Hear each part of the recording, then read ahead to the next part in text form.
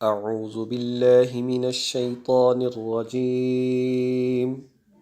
بسم اللہ الرحمن الرحیم ان الذين يرمون المحصنات الغافلات المؤمنات لعنوا في الدنيا والآخرة ولهم عذاب عظيم يوم تشهد عليهم ألسنتهم وأيديهم وأرجلهم بما كانوا يعملون صدق الله العظيم ان الذين يرمون المحصنات الغافلات المؤمنات، یاد رکھو کہ جو لوگ پاک دامن بھولی بھالی مسلمان عورتوں پر تہمت لگاتے ہیں، لعنوا فی الدنیا والآخرہ، ان پر دنیا اور آخرت میں لعنت پڑ چکی ہے، پھٹکار پڑ چکی ہے، وَلَهُمْ عَذَابٌ عَظِيمٌ، اور ان کو اس دن زبردست عذاب ہوگا۔ ان الذین، جو لوگ یرمون، تہمت لگاتے ہیں، محصنات، پاک دامن، الغافلات، بے گناہ، گناہوں سے غافل،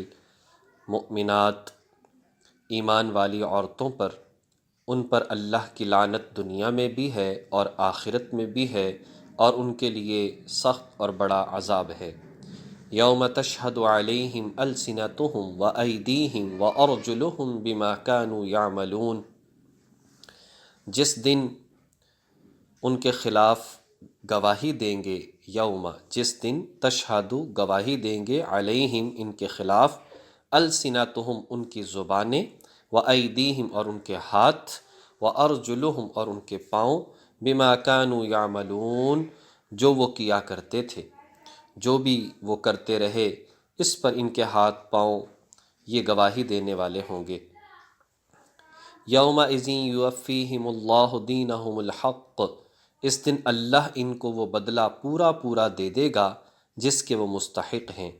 وَيَعْلَمُونَ أَنَّ اللَّهَ هُوَ الْحَقُّ الْمُبِينُ، اور ان کو پتہ چل جائے گا اللہ ہی حق ہے اور وہ وہی ساری بات کھول دینے والا ہے، حق المبین،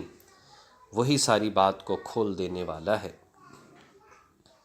اللہ تبارک و تعالی ان آیات کے اندر،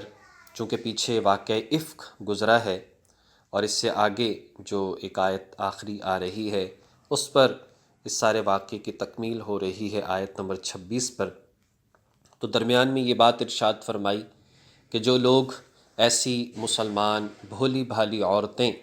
جو بے گناہ ہیں، ان کو پتہ ہی نہیں کہ ہم نے گناہ نہیں کیا، اور لوگ ان پر گناہ کی تہمت لگاتے ہیں، اس تہمت کا انہیں اندازہ ہی نہیں، کہا کہ ایسی بھولی بھالی پاک دامن پردہ دار خواتین پر تہمت لگانے والوں کا انجام بڑا بھیانک ہے، دنیا میں بھی ان پر لعنت ہے، اور اس اعتبار سے کہ اسلامی حکومت ہو تو 80 کوڑے اس تہمت کی بنیاد پر ان پر لگیں گے، اور ویسے بھی گناہ کے اثرات چونکہ دنیا میں پڑتے ہیں، اس اثر کی وجہ سے ہو سکتا ہے کہ اس گناہ کا خمیازہ انہیں یہیں پر بھگتنا پڑے، پریشانیوں کا سامنا ہو، زندگی بے چین ہو جائے، بد دعائیں کسی مظلوم کی لگ جائیں، اور آخرت میں پھر ان کے لیے عذاب ہوگا اور دوزخ کا سخت ترین عذاب ہوگا۔ اور یہ ایسے لوگ جو طرح طرح کے گناہوں کو کرنے والے ہیں، یوم تشہد علیہم، جس دن ان مجرموں سے پوچھے گا اللہ کہ تم نے گناہ کیا، تو وہ کہیں گے کہ نہیں، ہم نے گناہ کیا ہی نہیں، تو اس وقت ان کی زبانوں پر مہر لگا دی جائے گی، اور اللہ تبارک و تعالیٰ پھر حکم دیں گے، جیسا کہ سورہ یاسین میں بھی آتا ہے، الیوم نختم علی افواہہم وتکلمنا ایدیہم وتشہد ارجلہم بما کانوا یکسبون، کہ اس وقت ان کے اپنے ہاتھ پاؤں بولیں گے، ان کی اپنی آنکھیں بولیں گی، ان کے اعضاء اور جوارح بولیں گے کہ اس نے ہم سے غلط کام اور گناہ کے کام کروائے تھے۔ تو اس بات کو یہاں بیان فرمایا، یہ جب ان سے اللہ تعالیٰ پوچھیں گے تو یہ جھوٹ بولیں گے اور کہیں گے واللہ ربنا ما کننا مشرکین، ہم نے تو شرک کیا ہی نہیں، ہم نے تو نافرمانی کی ہی نہیں۔ تو اس دن پھر اللہ تبارک و تعالیٰ کے حضور جس کے قبضہ قدرت میں ساری کی ساری چیزیں ہیں، اللہ کے کہنے پر یہ تمام کی تمام چیزیں اس کے خلاف گواہی دیں گی اور انسان اس وقت کچھ بھی نہیں کر سکے گا۔ اس دن اللہ تبارک و تعالی ہر ایک کو اس کا پورا پورا بدلہ دے دے گا جس کے وہ مستحق ہیں، کسی پر ظلم نہیں کیا جائے گا، اور اس دن پتہ چلے گا کہ ساری کی ساری بادشاہت اور سچا ایک اللہ ہے جس نے ہر بات کو ہمارے لیے کھول کر بیان کر دیا تھا۔ الخبیثات للخبیثین، گندی عورتیں گندے مردوں کے لائق ہیں، والخبیثون للخبیثات، اور گندے مرد گندی عورتوں کے لائق ہیں، والطیبات للطیبین، اور پاک باز عورتیں پاک باز مردوں کے لائق ہیں، والطیبون للطیبات، اور پاک باز مرد پاک باز عورتوں کے لائق ہیں، اولئک مبرؤون مما یقولون، یہ ان باتوں سے بالکل مبرہ ہیں جو یہ لوگ بنا رہے ہیں، یعنی یہ پاک باز مسلمان مرد و عورتیں یہ بالکل اس سے پاک صاف ہیں جو لوگ ان پر تہمت لگا رہے ہیں۔ لہم مغفرۃ و رزق کریم، ان پاک بازوں کے حصے میں تو مغفرت ہے اور باعزت رزق ہے، یعنی اس تہمت لگانے سے ان کی زندگی پر کوئی اثر نہیں پڑتا، لگانے والا برباد ہوتا ہے۔ یہاں پر ایک طرح سے ایک قانون بیان کر دیا، اگرچہ ایک بندہ گناہ کے اندر تھا، وہ سچی پکی توبہ کر چکا ہے تو اب وہ اس کے زمرے میں سے نکل جائے گا، لیکن اگر وہ اسی گناہ کے اندر پڑا رہے، جیسے کہ ہم نے پہلے دروس کے اندر یہ بات پڑھی ہے اور سمجھی ہے کہ ایک بندہ گناہ کو چھوڑتا ہی نہیں اور مسلسل کیے چلا جا رہا ہے اور اس پر ندامت اور افسوس بھی اس کو نہیں ہے، توبہ بھی نہیں کرتا، تو ہو نہیں سکتا کہ اس کا نکاح کسی پاک دامن عورت کے ساتھ ہو جائے، اور اسی طرح سے کسی ایسی بری عورت کا نکاح کسی پاک دامن مرد کے ساتھ ہو جائے، اس کے حصے میں پھر ایسے ہی لوگ آیا کرتے ہیں۔ اور آخر میں اس بات کو ذکر کر کے اشارہ کر دیا اس بات کی طرف کہ تہمت لگانے والوں نے یہ بھی نہیں سوچا کہ اس تہمت سے نبی علیہ الصلاۃ والسلام کا دامن داغدار ہو رہا ہے، اس لیے کہ پاک باز مردوں کے لیے پاک باز عورتیں ہوا کرتی ہیں، پاک باز عورتوں کے لیے پاک باز مرد ہوا کرتے ہیں، ناپاک عورتوں کے لیے ناپاک مرد ہوتے ہیں۔ اگر حضرت عائشہ حضور کے نکاح میں آئی ہیں اور ان کا دامن اگر داغدار ہے تو پھر حضور کس زمرے میں جائیں گے؟ انسان زبان سے بھی ایسی بات نہیں نکال سکتا، اور پھر تاریخ گواہ ہے، صحابہ گواہ ہیں، سارے قرآن و حدیث اس بات سے گواہ ہیں کہ اس کے بعد حضرت عائشہ صدیقہ رضی اللہ تعالی عنہا 5-6 سال حضور دنیا میں تشریف فرما رہیں تو وہ آپ ہی کے نکاح میں رہیں۔ اگر کوئی ایسی بات ہوتی اللہ ان کو نہ رہنے دیتا آپ کے نکاح میں۔ اور پھر اسی طریقے سے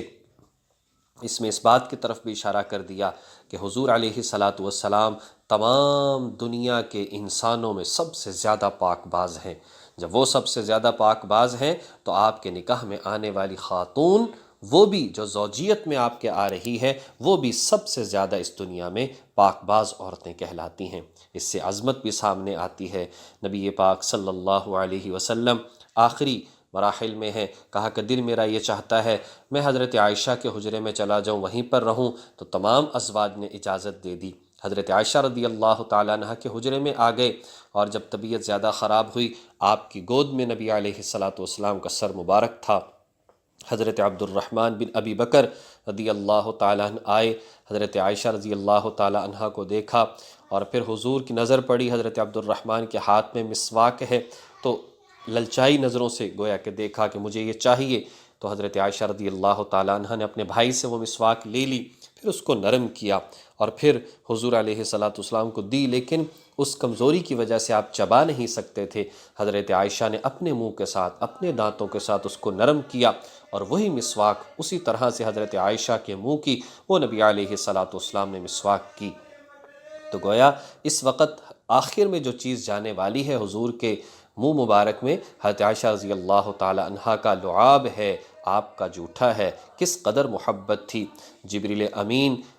نبی علیہ الصلاۃ والسلام کے پاس آتے حضور فرماتے کہ بڑی تاکید فرماتے دو چیزوں کے بارے میں، فرمایا کہ نماز پڑھیں تو مسواک کر کے پڑھیں، کہا کہ میں نے مسواک کر کر کے اپنے مسوڑے چھیل دیے، اس قدر مسواک کیا کرتا تھا۔ ہمسایوں کے بارے میں بہت زیادہ جبریل امین تاکید کرتے کہ حسن سلوک ان کے ساتھ کیا جائے۔ تو ان ساری باتوں سے ہمیں جو درس اور سبق ملتا ہے، اپنی عبادات کو بھی خوبصورت بنائیں، اپنے معاملات کو بھی خوبصورت بنائیں، ان باتوں میں کیا رکھا ہے؟ کسی پر تہمت لگانا، کسی پر الزام لگانا، کسی کو داغدار ثابت کرنا، کسی کو پریشان کرنے کی کوشش کرنا، کسی کے ساتھ حسد کرنا، کسی کے چغل خوری کرنا، ان باتوں کے اندر کیا رکھا ہے؟ اپنی پاک باز زندگی گزاریں،